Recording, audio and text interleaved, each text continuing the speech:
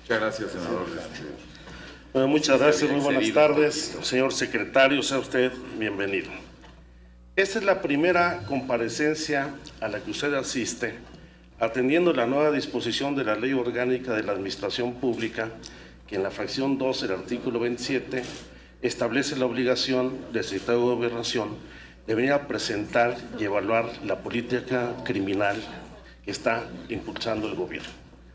Y espero que no sea la última, porque hay que recordar que esta resolución del Senado de la República ha sido controvertida por el Ejecutivo Federal.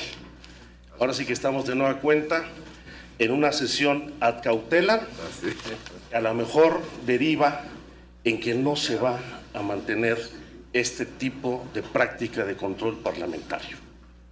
Por eso, si estamos de acuerdo en que la política criminal, la política de combate en inseguridad requiere de una política de Estado en la que concurramos todos los poderes y la sociedad, y que retiremos la carga política de estas acciones para garantizar la seguridad de los ciudadanos, sería un muy buen gesto y una buena señal del Ejecutivo Federal al Senado si éste se desistiera de la controversia que ha presentado.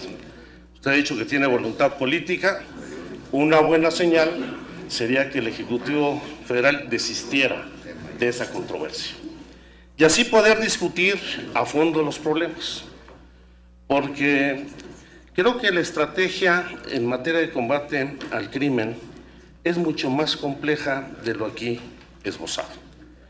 Efectivamente, una parte tiene que ver con la política criminal, que va desde establecer una clara diferenciación en cuanto al tipo de delito, la forma en que se opera, quiénes lo operan, cuáles son las formas de operación de cada uno de los grupos delictivos, identificar las regiones, los lugares geográficos donde operan, cuáles son los grupos delictivos y el árbol delincuencial que eso implica identificar como parte de unas tareas de inteligencia que permitan desmantelar no solamente el enorme poder patrimonial y económico de los grupos delictivos, sino desmantelar los eslabones de la cadena delictiva que de los delitos del fuero común inducen al fuero federal y complican la situación.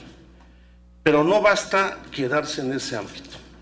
Se necesita de ir a reconstruir el tejido social. Por cierto, esa frase no la escuché en ninguna fase, en un momento de su intervención, porque no se trata solamente de establecer políticas de prevención del delito, de recuperación del espacio público, instrumentar políticas sociales con 81 programas federales, sino el objetivo fundamental es reconstruir un tejido social que no solamente vuelva a vivir en paz en sus comunidades, sino que deje de ser pues la carne de cañón de la inseguridad y la fuente de abastecimiento y crecimiento de la delincuencia organizada. Y para ello, pues creo que el gobierno cuenta con los recursos suficientes. Solamente este año la Secretaría de Gobernación cuenta con alrededor de 75,000 millones de pesos, de los cuales el 76%, 57,000 millones de pesos, están destinados a la seguridad pública, con lo cual pues no hay justificación para no establecer esta política integral que permita avanzar en un fortalecimiento institucional para lograr el objetivo fundamental, que no solamente es restablecer la paz y la tranquilidad en la comunidad, sino que sea la autoridad civil la que recupere el control y su responsabilidad en las tareas de la seguridad pública y se permita que el ejército regrese a los cuarteles. Y dentro de esa estrategia creo que hay una omisión enorme, porque en ningún momento se refiere a los cambios y reformas que se requieren en el Poder Judicial para acabar con la corrupción, con la impunidad, con la falta de castigo a quienes violan la ley en un país donde solamente el 2% de los delitos acaban con pena de prisión. Y ese es un tema ausente plenamente. Y si esto lo conjuntamos, política criminal, inteligencia, de construcción del tejido social, recursos, fortalecimiento institucional y eficacia en la impartición de la justicia y la aplicación de la ley, pues va a ser mucho más fácil atender los problemas, porque los diagnósticos están plenamente identificados. En este país hay regiones vastas en donde quien gobierna no es la autoridad legítimamente constituida, sino es la delincuencia organizada.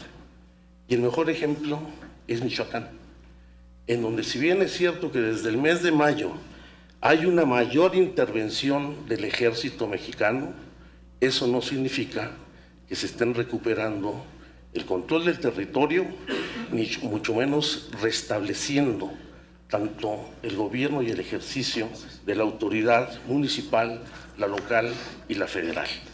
Y reconozco que en los últimos días el ejército ha dado un giro importante en su intervención.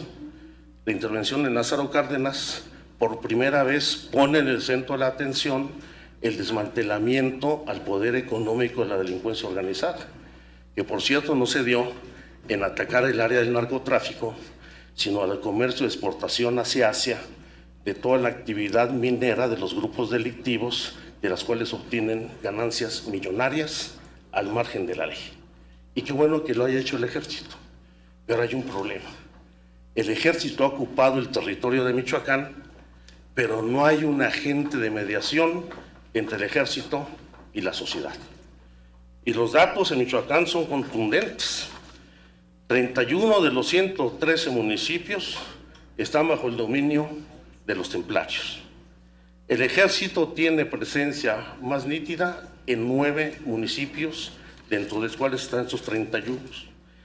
Hay una ausencia de los programas de gobierno en todos los municipios de la zona conflictiva. Basta señalar, la Cruzada Nacional contra el Hambre solamente contempla 6 municipios de Michoacán y ninguno de ellos está en la zona de conflicto.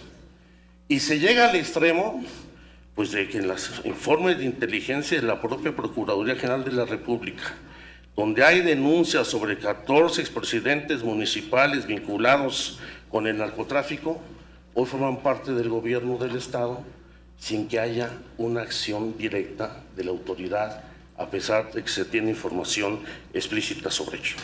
No de los nombres ni los partidos, hay de todos, pero el hecho es que hay omisión de la autoridad para poder restituir la tranquilidad en Michoacán.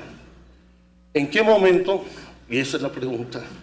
¿Quién va a ser el agente que ayude a reconstruir la relación con la sociedad? Porque al ejército no se le pueden seguir dando mayores responsabilidades. No puede seguir deteniendo personas. No puede estar yendo más allá de las atribuciones que le establece la Constitución. La resolución reciente en el caso de Ciudad Juárez es el mejor ejemplo de ello. Pero el ejército lo está haciendo porque no hay autoridad local ni federal que sea el agente que regule la reconstrucción de la relación entre el gobierno y la sociedad. Eso es lo que quisiéramos discutir en estas reuniones, en una visión donde asumamos nosotros también el compromiso de acompañar acciones que permitan recuperar la tranquilidad en todo el territorio del país.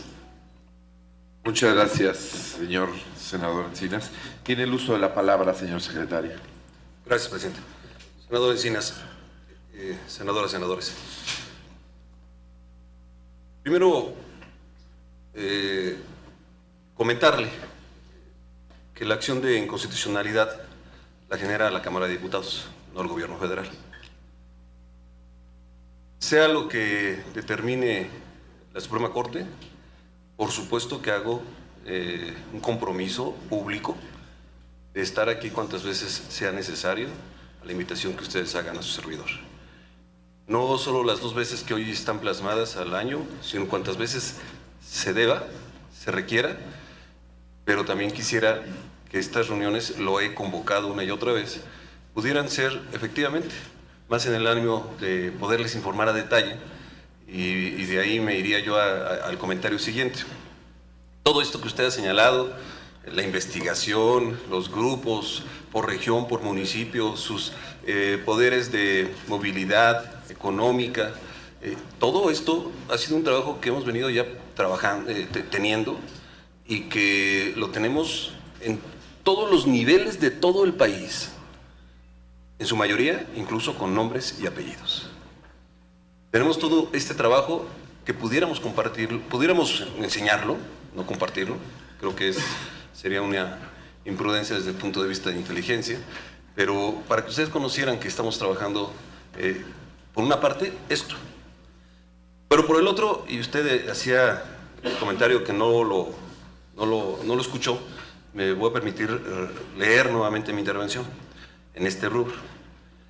Dice, se trata de atender de manera integral las diversas causas y factores de riesgo que generan la violencia y la delincuencia, a través de acciones orientadas a reducir las condiciones de rezago social, que está totalmente ligado al tema de la seguridad, reactivar la economía y fortalecer la cohesión de las comunidades que han sido más afectadas por la violencia. En hablé 2 cuartillas de ver dónde está dañado el tejido social y las acciones que tenemos que hacer. Y además de haberlo dicho, senador, quiero decirle que hay una acción muy importante, muy agresiva en el tema de la prevención. Cuando hablo de 118,000 millones de pesos que están siendo aplicados por 9 secretarías de manera transversal en acciones que estamos orientándolas para materia de prevención, porque efectivamente no es solamente el tema de detener a alguien, sino las consecuencias que se tiene por no haber sido atendido desde un inicio a una sociedad, desde la comunidad, desde la escuela, desde los centros de convivencia. Entonces, sí lo tenemos, por supuesto, considerado, más allá de todo el tema que también les plantearé, de cómo en la coyuntura hacer acciones que regresen la paz, la estabilidad y la seguridad a los mexicanos. El ejemplo que usted pone es importante, por ello también coincido con usted poderlo platicar. Porque, por ejemplo, el caso de Michoacán, usted y yo estoy seguro que todos no se imaginan que haber hecho una intervención en Lázaro Cárdenas se pudo hacer como se hizo, en un día, en 8 días, o porque crean que fue reacción a lo que sucedió una semana antes, ahí mismo en Michoacán. No, este es el diseño de lo que estábamos nosotros todos conociendo, que había dificultades y que por eso tendría que haber una intervención a fondo. Y participa el SAT, la Secretaría de Hacienda, y la Secretaría de Marina, y la Policía Federal, y el CISEN con sistemas de inteligencia, porque tal vez, y con todo gusto lo haré, pero con la prudencia debida, pues decirle hasta dónde llegaron las consecuencias de este actuar que se programó durante meses para poderlo hacer. Porque si no iba a ser una acción fallida, y no queremos que se llegue a eso. Entonces, todo esto que se procura para acá, o lo de la Laguna, o lo de Chihuahua, o lo del occidente, o las acciones preventivas que hacemos en regiones en estados como Guanajuato, por ejemplo, que ahí, si hoy no tenemos estadísticas difíciles, no queremos que existan. Y si estamos actuando en Guerrero y en Michoacán, pues hay que cuidar Oaxaca y hay que cuidar Guanajuato, y tenemos acciones que estamos construyendo con los gobernadores.